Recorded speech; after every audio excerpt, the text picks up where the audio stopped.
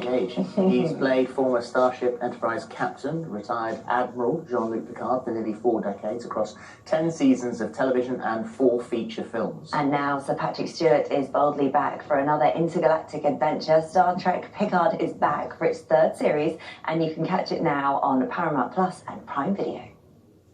They realize who's in Daystrom. Short of being invisible, we can't come back. Not until they're unable to track us.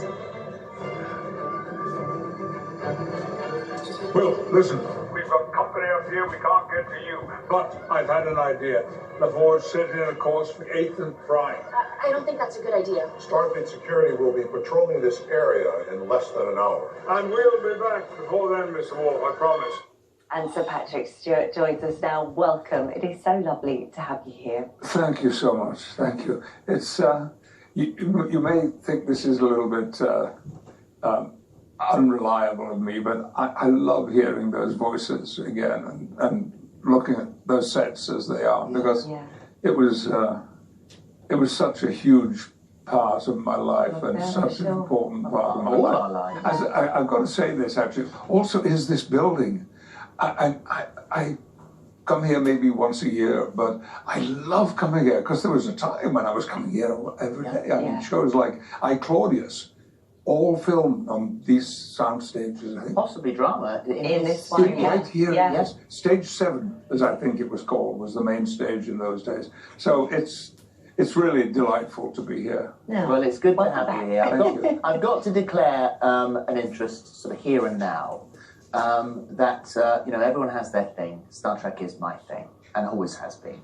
And I was asked when we were told that you were going to come on, Paramount very kindly said, "Do you want the rest of the series? Because it's dropping every Friday." And I said, "No, I don't want to see the end before." It's almost, I think, for me, I don't want it to end. Because it's the last one. I don't want it to end. So what on earth it felt like for you, I can't imagine. Well, you know, if you don't want it to end, you could always have me on your show every week. And, well, it's a booking. You're welcome. It's a booking. It's a booking. Yes, okay. Sorry, I thought you meant there because there is to be a book. Yes.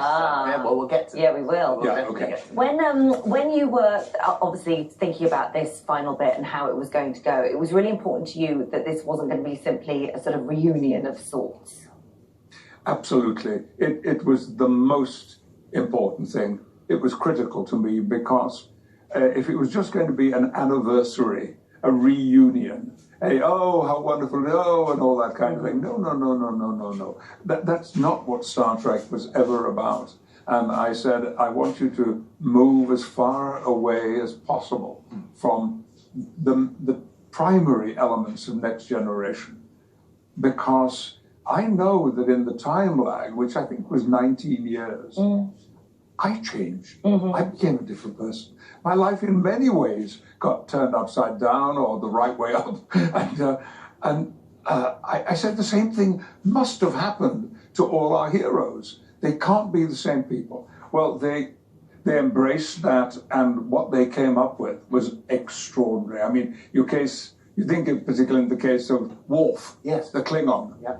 I mean, he's a different man because he had experiences that changed him and made him feel he had to live a different kind of life. And in a way, I mean, Dr. Crusher is another one. So I think that's been one of the great strengths of Picard, and it's one that makes me feel quite proud. Right, going back to the very, very beginning when the role was first offered to you, was it your children that encouraged you to do it? It was.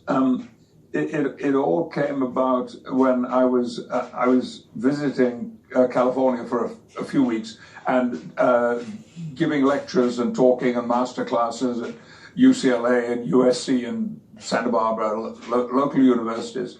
And I got a call one morning, and it was my Hollywood agent, whom I had never met or talked to. He was just there, just in case. Unlikely, anything came up, he would be the man to handle it. And he said, okay, I've got 2 questions for you. What were you doing at UCLA last night? And why would Gene Roddenberry want to see you this morning? The legendary creator of the the legendary creator, may he rest in peace. And so I thought, Star Trek. And then I remembered when I was working for the Royal Shakespeare Company, on Saturday after a matinee, I would try to get home so that I could have a little bit of supper with my children, read a story, or we do something together. When I used to pass through the sitting room, I would see that they were watching this series with these guys all in different colored T-shirts. And I had no idea what it was, except I remember it was Stargate or Star Trek or something like that. I don't know what it was.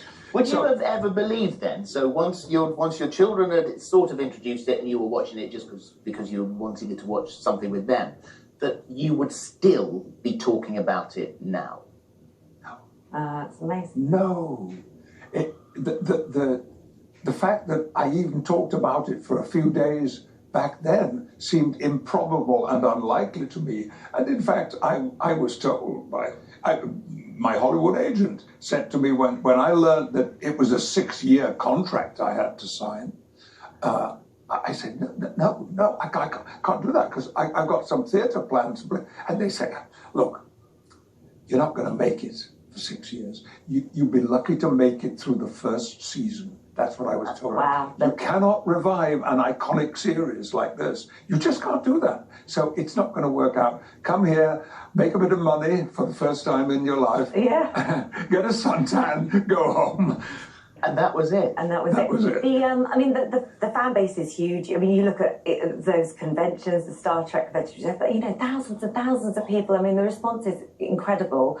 You mentioned the book, which I think people will be very excited, your memoir. I mean, you must have so many stories, there must be enough for about 3 books. This has got to be like part 1, surely. There was a time when we were actually talking about 2 volumes, yeah. But it's now going to be just 1. Okay. Well, there's so much that you can put in because obviously people see you, you know, as X-Men and Star Trek, but you were saying that you'd have matinees as a Shakespearean actor, and there is this enormous wealth of work, and I think everyone was quite surprised, bearing in mind you had played the Captain before, that a Shakespearean actor, almost like, you know, with deep apologies to everybody else who may have played the role, but like a serious actor would be going in to do something like that. And yet, I quickly found that the experiences that I'd had on the Royal Shakespeare Company stage were perfect and ideal for putting me into the captain's uniform and commanding the bridge of the Enterprise. Exactly the same. And I've told this before, but it's significant. And the fact that the uniforms had no pockets anywhere. So you couldn't put your hands in them, you couldn't, you know, keep some small change, you know, anything at all like that. Because Elizabethan costume doesn't have pockets either.